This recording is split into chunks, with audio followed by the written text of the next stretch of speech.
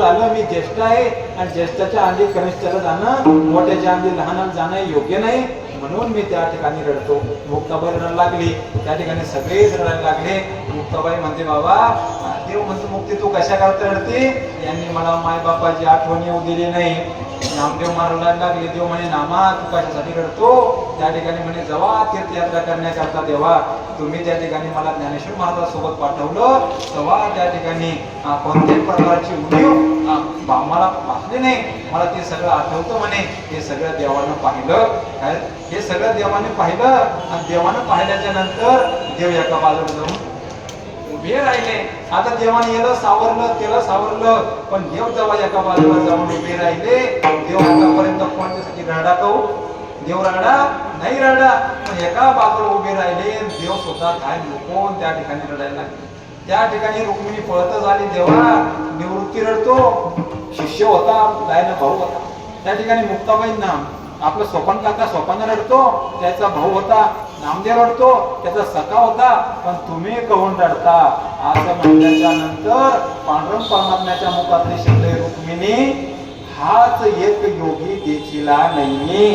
अव रुक्मिणी आतापर्यंत मी भरपूर महाराज लोक भरपूर माळी घालणारे बघितले, पण योगी नाही बघितला.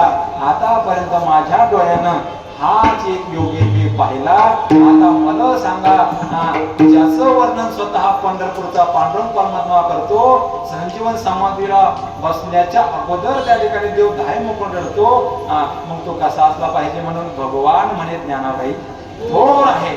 थोर हे विश्वमावली ज्ञानराय आहे आणि महादानशूर कलियुगी.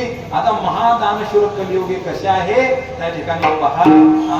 आता हे सगळं अभंग त्या ठिकाणी असं आहे, त्या ठिकाणी अभंग असा फलित अभंग आहे. आळंदीचं माऊलीचं वर्णन या अभंगामध्ये सगळं आलेलं आहे. आणि अशा वेळेस आता मला बोलता बोलता त्या ठिकाणी आठवलं की बाबांना पहिल्या चरणात सांगितलं, आळंदीसी जावे ऐसे वाटे म्हणे. सांगितलं त्यात खोटंफार थोडं खोटं असू शकतं, पण बाबा या ठिकाणी कशा करता येतात?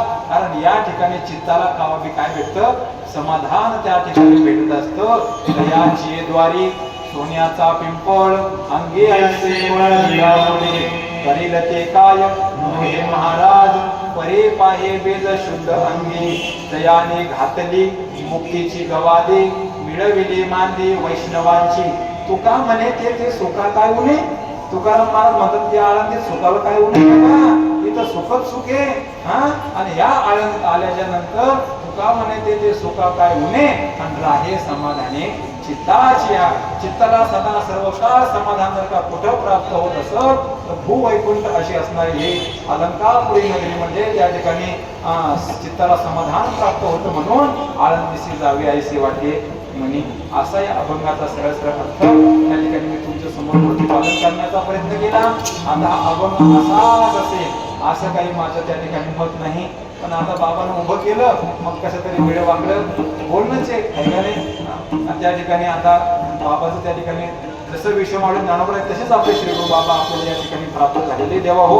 पण हे समजून घेणं त्या ठिकाणी काय आहे महत्वाचं आहे. असं आहे काय आहे पहा. ही